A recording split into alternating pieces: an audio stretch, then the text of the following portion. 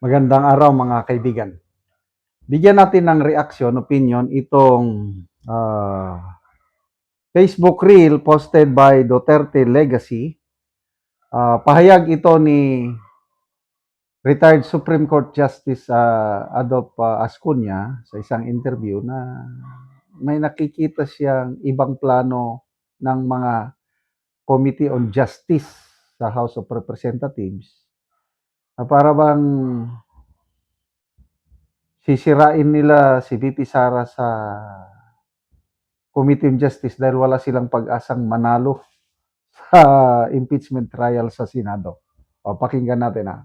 No, it seems to me is being focused in the committee, and perhaps the attempt, because they may feel that they don't have the votes in the Senate, they have the votes in the committee. They might try to expose all their evidence in the committee already, because the objective is not really to convict, because they know they don't have the votes, but to expose the vice president. And that can be done, they think, in the committee level. So that, to me, is the agenda. The drama now, Saba. it seems to me, is being focused in the committee. And perhaps the attempt, because they may feel that they don't have the votes in the Senate, they have the votes in the committee. They might try to expose all their evidence in the committee already, because the objective is not really to convict, because they know they don't have the votes, but to expose the vice president. And that can be done, they think, in the committee level. So that, to me, is the agenda. The drama na Grabe oh. Ang galing ni Justice Ascuna na nag-analyze niyan. Ako rin, yan na rin ang nakikita ko eh. Wala sila talagang pag-asang makonvict si BP Sara. Pwede nilang ma-impeach. Kasi kaya pa nilang makakuha ng 1/3 sa mga congressman na mag-endorse. Kaya nila yan. Kaya lang pagdating sa Senado, there's no way na makonvict nila si VP Sara. So, pangalawang legal luminary na ito na narinig ko o political analyst. Ang una kong narinig si Mr. Lito Banayo, isang kilalang political strategist. Matagal na itong Mr. Lito Banayo, panahon pa ata ni FBR, nandyan na yan. Political strategist na. So sabi niya, ang nakikita niya is mayroong 16 senators na boboto para sa acquittal ni BP Sara. 4 lang yung nakikita niyang siguradong boboto para sa conviction ni BP Sara. Kay Mr. Lito Banayo ito Lacson, Soto, Hontiveros, and Pangilinan. Yan ang siguradong boboto sa acquittal.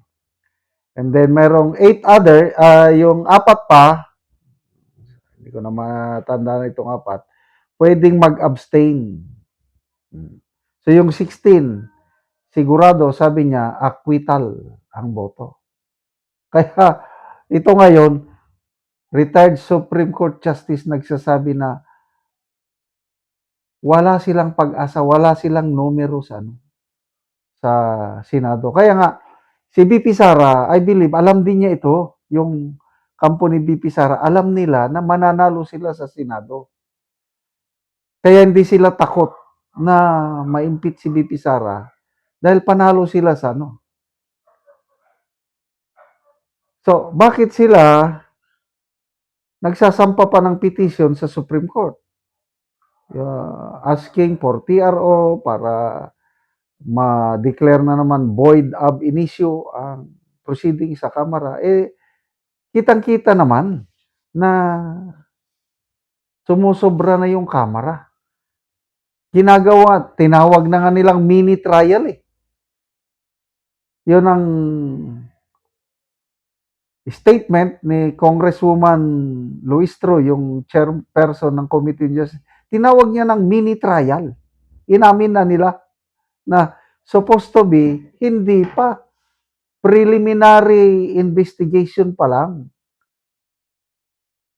Kung sa normal pa na justice system, nasa prosecutor pa lang. Eh bakit ka na nagsusubpuena ng mga ebidensya? Dapat kung ano yung ipinakita ng mga complainants na ebidensya, yun lang ang timbang-timbangin ng piskal bago mag-decide kung may probable cause o wala. Etong mga kongresista, sila nang nagpro-produce ng ebidensya. Inamin yan ni Congressman Ridon sa isang interview na gusto nilang madagdagan yung ebidensya. Inamin din ni Congressman Joel Chua na gusto nilang magkaroon ng solid evidences bago nila iakyat sa Senado. Kaya ito na ngayon, ginagawa nila fishing expedition. And then, yan na nga, gusto nilang sirain si VP Sara sa committee hearings nila. Ngayong April 14, ayan na, magsasalita na daw si Ramil Madriaga. Tignan natin kung paano nila, ba't hindi na nila maluloko ang taong bayan ngayon. Dahil sa age of social media, ang dami ng sources ng information, ang taong bayan na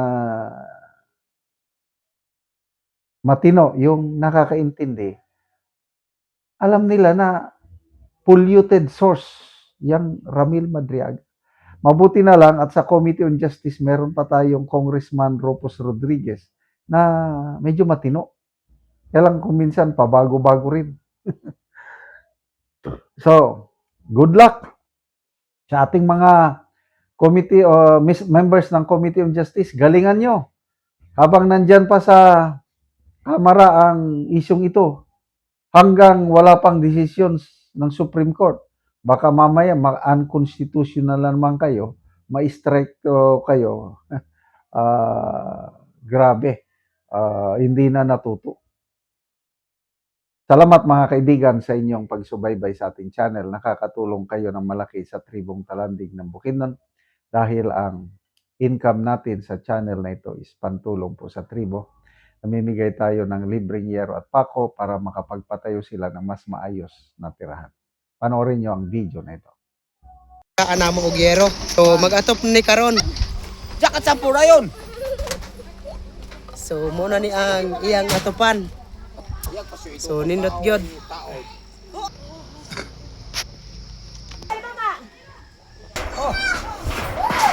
Ay sige. Ay no. Sige ikot.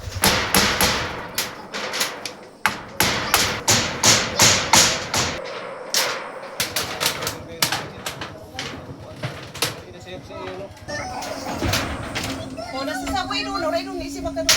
Si Itya.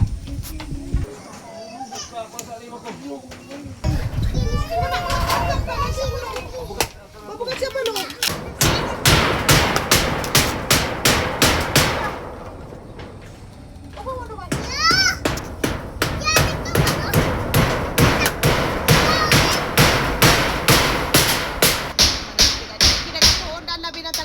Budgetan labi ah.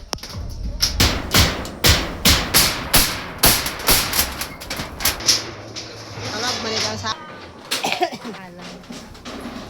Bisan ma-kwarto. Tira na natin yung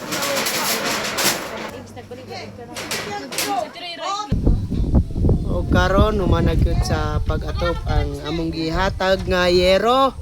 So maayo na gyud nga tan-awon kay nahuman naman sa pag-atop. Salamat sa Ginoo. Tabang ko sa Ginoo. Sir Makanas. salamat sa tabang sa SINS Amua. Nag-sponsor. Pila day ka bulan ni ang kining kuan nimo nga atupan nga bago pa na atupan dugay pila ka bulan?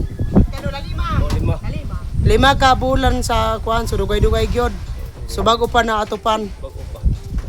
Tungod kay nga naman nga wala mo nakaatop sulod sa 5 ka bulan. Ikay palit og sen. Tungod kay wala ipalit og sin. Oo, so sige, salamat kayo.